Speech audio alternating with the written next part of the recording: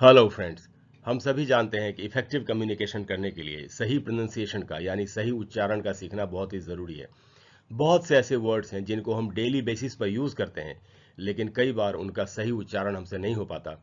इसीलिए दोस्तों, आज की क्लास में हम सीखेंगे कुछ कॉमनली मिस प्रोनाउंस्ड वर्ड्स, यानी ऐसे शब्द जिनका हम अक्सर इस्तेमाल करते हैं लेकिन जिनका उच्चारण हमसे गलत होने की संभावना होती है। तो आइए एक एक करके सारे वर्ड्स को सीखते हैं। पहला वर्ड है और उसकी स्पेलिंग है INTRODUCTION, और इसको हम लोग अक्सर इंट्रोडक्शन करके पढ़ते हैं। मैं आपको ये बता रहा हूँ कि इसका जो प्रोनाउंसिएशन है वो है इंट्रोडक्शन।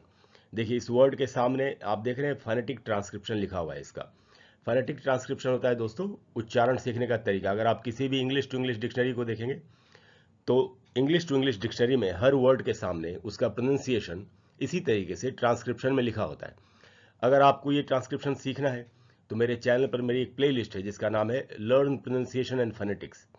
प्रोनाउंसिएशन और फोनेटिक्स सीखें। उस प्लेलिस्ट में जाके अगर आप वीडियोस देखेंगे तो आप ये ट्रांसक्रिप्शन भी सीख सकते हैं। और वैसे मैंने हर वर्ड के सामने हिंदी में भी उसका प्रोनाउंसिएशन लिख दिया है। तो अगर आप देखेंगे तो यहाँ आपको हिंदी में लिखा हुआ दिखाई पड़ेगा। ये प्रोनाउंसिएशन है दोस्तों, इंट्रोडक्शन। अगर आप देखेंगे ट्र के बाद ब्रैकेट में आधा अ है। अब आधा अ हिंदी में तो नहीं होता, लेकिन इंग्लिश में आधा अ की जितना एक साउंड होता है जिसको श्व साउंड बोलते हैं, तो वही आधा अ का साउंड है, श्व साउंड है ट्र के बाद। तो हमको इसको पढ़ना चाहिए इंट्रोडक्शन, हमको इसको इंट्रोडक्शन नहीं पढ़ना चाहिए। दूसरा जो वर्ड है दोस्तों वो है CONGRATULATION, और हम लोग अक्सर इसको कॉन्ग्रेचुलेशन ऐसे पढ़ते हैं। इसका जो करेक्ट प्रोनाउंसिएशन है वो है कंग्रेचुलेशन। अगर आप देखेंगे ट्रांसक्रिप्शन भी लिखा हुआ है उसके सामने, और हिंदी में भी मैंने लिख दिया है इसका प्रोनाउंसिएशन, जिससे कि आप अच्छी तरह से समझ सकें कि इसका असल में क्या प्रोनाउंसिएशन है। तो इस वर्ड को ऐसे पढ़ेंगे दोस्तों, कंग्रेचुलेशन। उसके बाद जो वर्ड है हमारे पास वो है CUCUMBER, और इसको पढ़ना चाहिए क्यूकम्बर। अगर आप देखेंगे जो हिंदी में लिखा है प्रोनाउंसिएशन, तो लास्ट में जो ब है उसके बाद आधा अ है, यानी हमको इसको पढ़ना है क्यूकम्बर। ब्रिटिश इंग्लिश में लास्ट में जो आर होता है उसका उच्चारण नहीं होता, अमेरिकन इंग्लिश में होता है। अगर अमेरिकन इंग्लिश में इसको पढ़ना होता तो हम पढ़ते क्यूकम्बर, लेकिन ब्रिटिश में पढ़ेंगे क्यूकम्बर। अब कुछ और वर्ड्स हैं, उनका भी प्रोनाउंसिएशन हम सीख लेते हैं। अब जो ये वर्ड है दोस्तों, CROCODILE, इसको अक्सर हम लोग क्रोकोडायल ऐसे पढ़ लेते हैं। ये सही उच्चारण नहीं है, सही उच्चारण यहाँ सामने लिखा हुआ है। तो अगर आप ट्रांसक्रिप्शन को देखें और उसके सामने हिंदी में लिखा है प्रोनाउंसिएशन, तो इस वर्ड को हमको पढ़ना चाहिए क्र क। क्रॉ के बाद जो क है उसके बाद आधा अ है, यानी क पर थोड़ा सा रुकना है आपको, श्र साउंड है। इसको पढ़ेंगे क्रोकोडाइल। क्रोकोडाइल, इसको डायल ऐसे नहीं पढ़ के पढ़ना चाहिए, डा ई और ल, क्रोकोडाइल।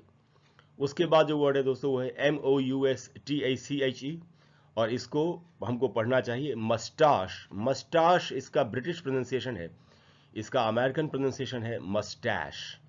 तो इसलिए ब्रिटिश में बोलेंगे मस्टाश, अमेरिकन में बोलेंगे मस्टैश। और फिर उसके बाद जो वर्ड है ये ग्रामर का टर्म है, ग्रामर का वर्ड है PREPOSITION। इसको भी हम लोग अक्सर प्रीपोजिशन पढ़ लेते हैं। इसका करेक्ट प्रोनाउंसिएशन है प्रेपोजिशन। अगर आप देखें जो ट्रांसक्रिप्शन के सामने जो हिंदी में लिखा है प्रोनाउंसिएशन, तो यहाँ प्रे के बाद प है, प के बाद आधा अ है, यानी प पर थोड़ा सा रुकना है हमको, और उसके बाद जी और शन, तो इसको पढ़ेंगे प्रेपोजिशन, इस तरीके से पढ़ेंगे। अब जो वर्ड है दोस्तों वो है PYRAMID। बड़ा इंटरेस्टिंग वर्ड है, इसको अक्सर हम लोग पिरामिड ऐसे पढ़ लेते हैं। इसका प्रोनाउंसिएशन पिरामिड नहीं होगा, इसको हमको पढ़ना चाहिए पिरामिड। र के बाद आधा अ है, तो र पर थोड़ा सा रुकेंगे और उसको हम पढ़ेंगे पिरामिड। पिरामिड, इसको पिरामिड नहीं पढ़ना चाहिए। उसके बाद जो वर्ड है हमारे पास वो है DOMESTIC, और इसको हम लोग अक्सर डोमेस्टिक ऐसे पढ़ लेते हैं। ये गलत उच्चारण है, इसका जो करेक्ट प्रोनाउंसिएशन है वो है डोमेस्टिक।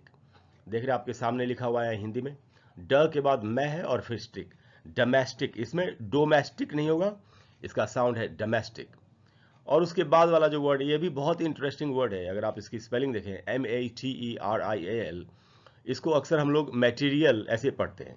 इसका जो करेक्ट प्रोनाउंसिएशन है वो है मठी, और मची के बाद आधा अ है, फिर री है, उसके बाद भी आधा अ है और फिर ल है, यानी इसको हमको पढ़ना चाहिए मटीरियल। मटीरियल, इस तरीके से। तो आपको प्रैक्टिस करनी चाहिए, जैसे जैसे जैसे मैं बोल रहा हूँ वैसे सुन के आपको प्रैक्टिस भी करनी चाहिए। जिसको पढ़ेंगे मटीरियल, इसको मटेरियल नहीं पढ़ना है। फिर है हमारे पास हिप्नोटाइज, ये वर्ड इसकी जो स्पेलिंग है HYPNOTIZE, इसको भी हिप्नोटाइज नहीं पढ़ के हमको पढ़ना चाहिए, हिप्नोटाइज। तो आधा अ का साउंड इसमें भी है, आधा प और न के बाद हिप्नोटाइज ऐसे पढ़ेंगे।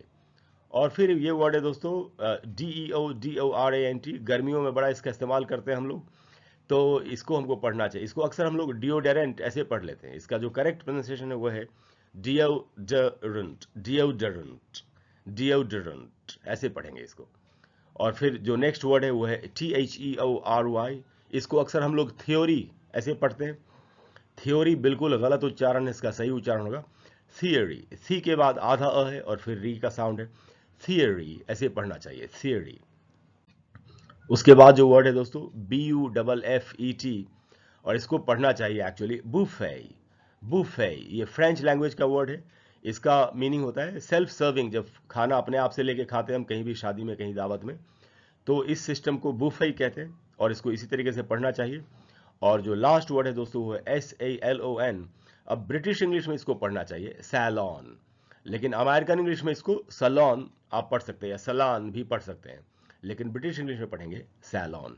तो दोस्तों ये आज के वर्ड्स थे, मुझे पूरी उम्मीद है कि इनको सीखने के बाद आप आज के बाद इन वर्ड्स को बिल्कुल सही प्रोनाउंसिएशन में यूज करेंगे।